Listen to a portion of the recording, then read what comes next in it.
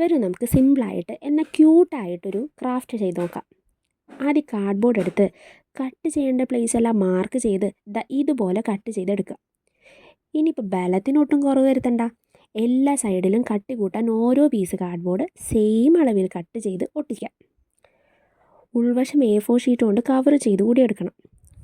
പുറത്തേക്ക് തള്ളി നിൽക്കുന്ന ആ ഒരു ഭാഗം അങ്ങോട്ട് അടച്ചു പിടിച്ച് ഒട്ടിച്ച് തിരിച്ചു പിടിച്ചാൽ ഈ വീഡിയോയിൽ കാണുന്ന പോലെ കിട്ടും.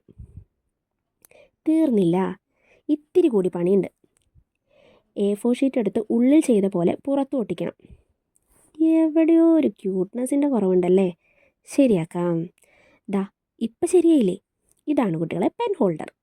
പെന്നും ഗ്ലൂവും വൈറ്റ്നറും കയ്യിൽ കിട്ടുന്ന എല്ലാ സാധനങ്ങളും ഞാനിട്ട് നോക്കി. നിങ്ങളൊന്നുണ്ടാക്കി നോക്കൂ.